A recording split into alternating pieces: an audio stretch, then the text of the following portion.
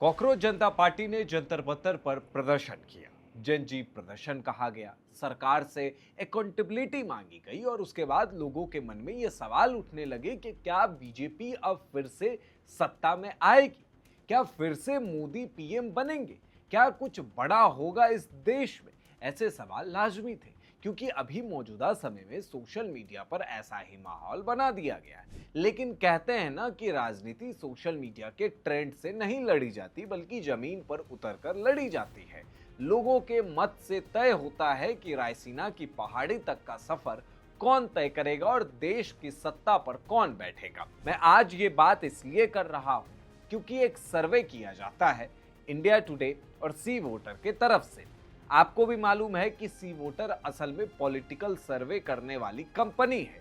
तो सर्वे किया जाता है जिसका मकसद ये था कि मान लिया जाए कि अभी लोकसभा के चुनाव होते हैं तो लोग किनको ज्यादा पसंद करने वाले हैं। तो सर्वे का जो रिजल्ट आया वो काफी चौंकाने वाला था। इंडिया टुडे और सी वोटर के मूड ऑफ द नेशन सर्वे में एनडीए को 326 सीटें मिलने का अनुमान जताया गया है। वहीं कांग्रेस के नेतृत्व वाले इंडिया गठबंधन को 185 सीटें मिलती दिख रही, जबकि अन्य दलों को 32 सीटें मिलने की बात कही गई है। यानी इस सर्वे से साफ है कि अगर देश में आज लोकसभा चुनाव हुए तो केंद्र में एनडीए को बहुमत मिलेगा। जी हां, आप सही सुन रहे हैं। अगर आज लोकसभा चुनाव होते हैं तो सर्वे तो यही कहता कि एनडीए को बहुमत मिलती दिख रही है। आपको जरा लोकसभा के सीटों की गणित भी समझा देता हूं।